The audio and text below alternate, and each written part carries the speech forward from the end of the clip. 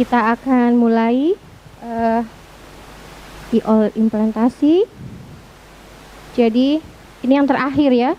Jadi di dalam Veko ini yang terakhir. Semua mengira bahwa ini yang terakhir itu pasti aman, belum tentu. Ya, jadi semua step-step dalam Veko itu semua bikin deg-degan, apalagi untuk Veko beginner, ya itu bikin deg-degan banget. Kadang-kadang coach itu langsung setiap satu step mau ke step lain langsung diem lah gini, ambil nafas dulu, gitu ya. Karena kita tuh sangat takutnya untuk memulai menyelesaikan Veko ini, tapi kita harus sampai tuntas. Nah, kita lihat sekarang video ini, tolong dilihat apa yang kok nggak bisa Om?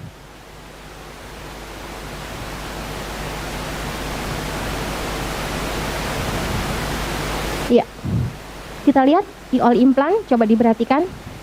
Kira-kira ini udah bener atau ada yang salah? Atau ada something di dalam video ini? Kita lihat ya.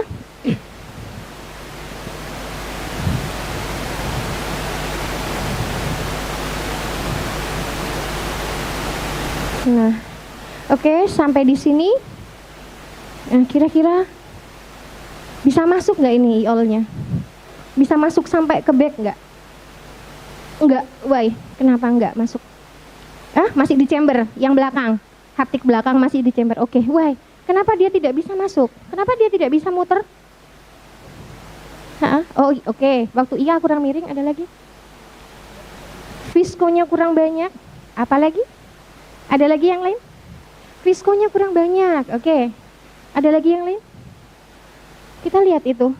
Gimana? Gimana, Dok? Nggak apa-apa. Injektornya pulang ke bawah. Ya, banyak faktor. Ada yang bilang haptiknya masih di belakang, nggak bisa masuk. Kemudian yang kedua, OVD-nya kurang banyak dan injektornya kurang menukik ke bawah, begitu. Kita lihat nanti ya. Oke, kita lanjutkan dulu. Nah, biasanya kita sebagai operator itu pasrah sama asisten.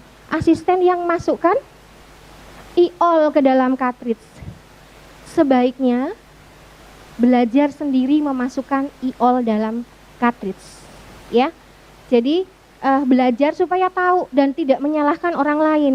Jadi haptik dan optik depan, haptik belakang maupun depan itu semua harus bisa kita dorong. Jadi tidak terhambat, bisa menyebabkan putus atau dia nyantol. Nah, itu yang tidak bisa kita prediksi kalau kita serahkan ke asisten. Jadi kita harus belajar sendiri. Belajar dong kalau di KMU itu waktu kita belajar itu harus pasang sendiri sampai nangis-nangis. Nggak bisa, pokoknya harus bisa. Jadi sebelum kita masukkan ke dalam cartridge-nya itu harus kita isi dengan OVD dulu, ya. Kita isi OVD, baru kita masukkan IOL-nya ke dalam. Seperti ini.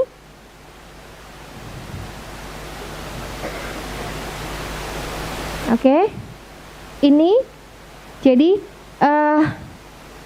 cartridge itu ada bermacam-macam bentuknya. Kalau di Alcon itu ada yang cartridge D dan cartridge C.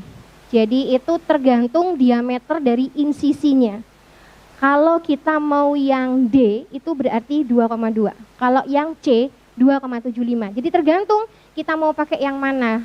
Kalau kita mau pakai insisi awal kita 2,2, terus kita mau masukkan cartridge D, kira-kira cukup nggak?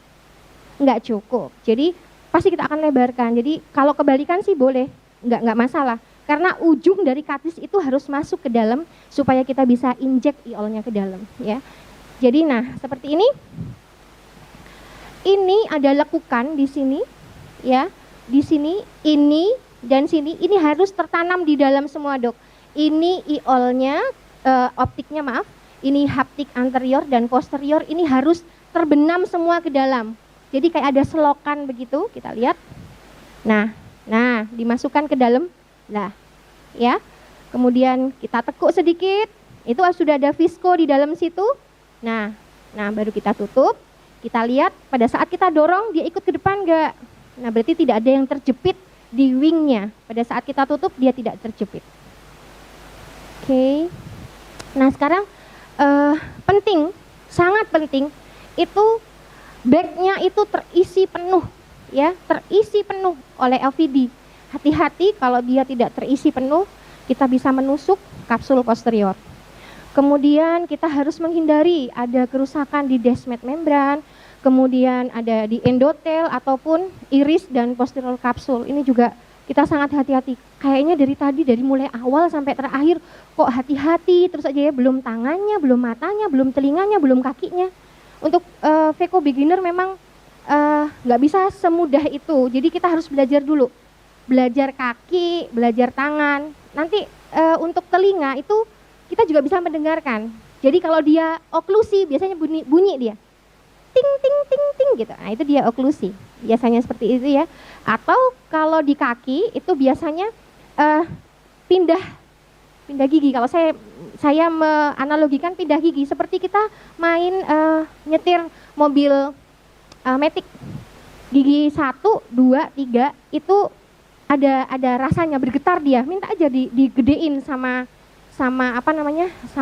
mbak-mbak alat kesehatannya, minta digedein. Bisa dia tuh bergetar dia kalau pindah gigi. Kok gigi ya? Pindah gigi ya. Kemudian kita juga harus menghindari adanya laserasi dari sisi kita dan zonula sini. Nah, ini dia. Coba perhatikan pada saat kita memasukkan OVD itu yang full bagaimana? Nah, dia mengisi bagnya secara full. Kita ulangi ya. Nah, saya punya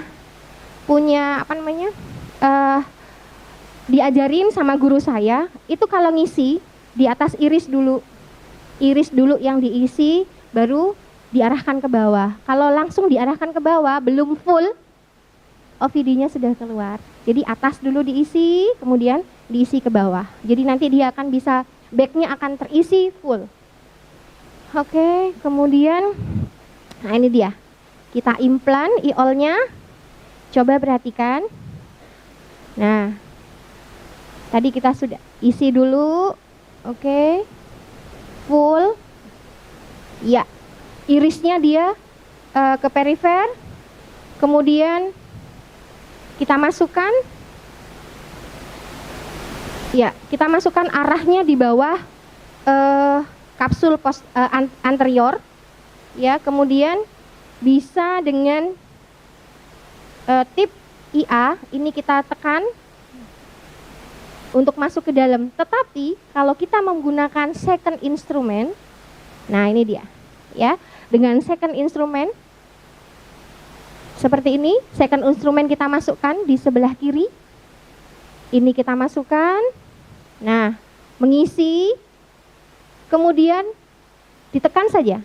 Nah, ditekan saja ke arah bawah.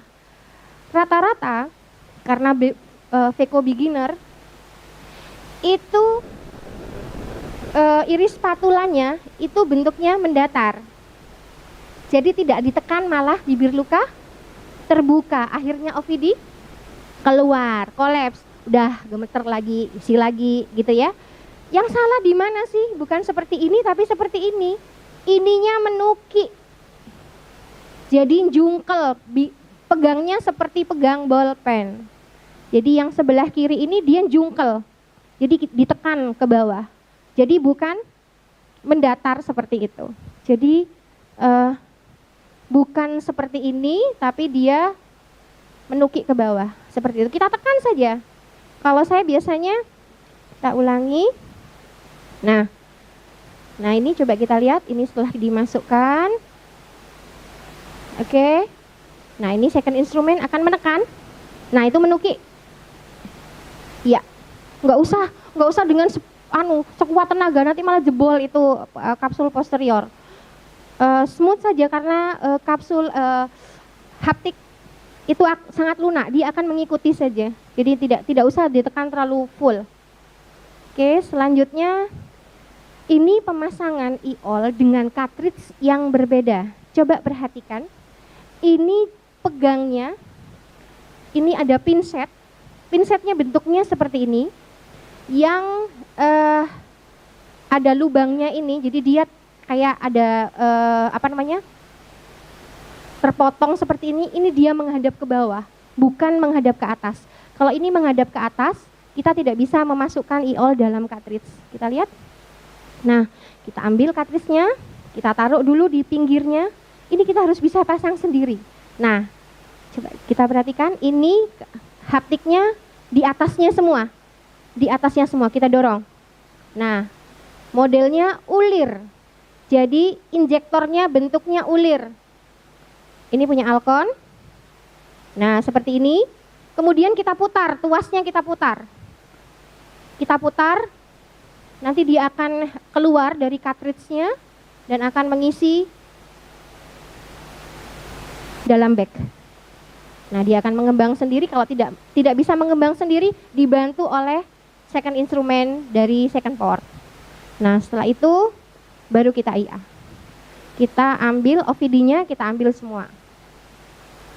Oke. Nah, tadi Dok, waktu pertama tadi apa tadi? OVD-nya kurang, terus kurang menuki ke bawah, apa lagi? Apa Dok? Kurang menuki, satunya lagi tadi apa? Haptiknya masih di luar. Oke, kita lihat ya. Kita lihat ini video yang full. Coba kita perhatikan. Ini bawah sesungguhnya adalah seperti ini.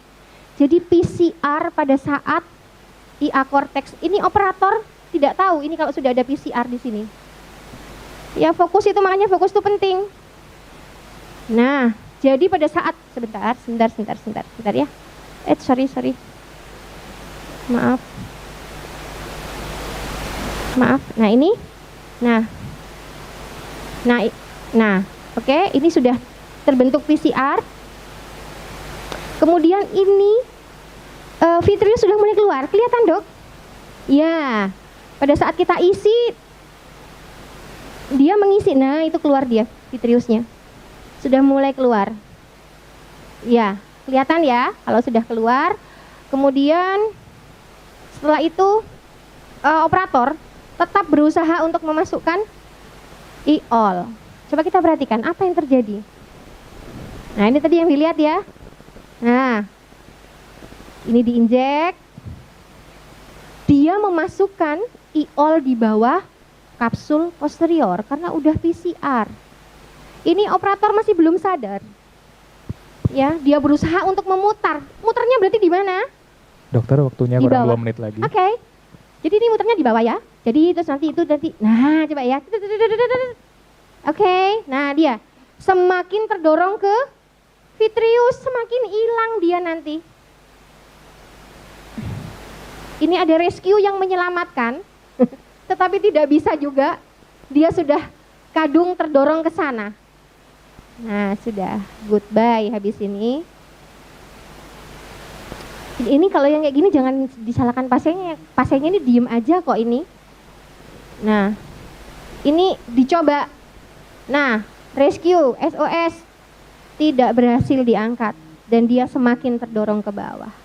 Wassalamualaikum warahmatullahi wabarakatuh. Ya, udah kalau gini lemes rasanya. Kalau sudah operasi seperti ini. Nah, sekarang take home message-nya ya. Jadi sebelum kita memasukkan e-all, ya, yang pertama kali identifikasi dulu apakah kapsul posteriornya aman. Aman dulu kapsulnya baru kita bisa masukkan ya. Kemudian fokus di kapsuler bag. Isi OVD-nya full. Dan pada saat kita menginsersi e-all di cartridge itu dengan benar. Jadi pada saat kita injek, itu e-all-nya juga ikut terdorong. Tidak ada sama sekali e-all yang terjepit dalam cartridge. Kemudian masukkan e-all-nya ke dalam bag secara hati-hati dan benar. Ya, itu take home message-nya. Mudah-mudahan tidak membuat teman sejawat sekalian takut untuk memulai VECO. Ayo, mulai VECO. Setelah ini kita harus mulai VECO. Terima kasih. Assalamualaikum warahmatullahi wabarakatuh.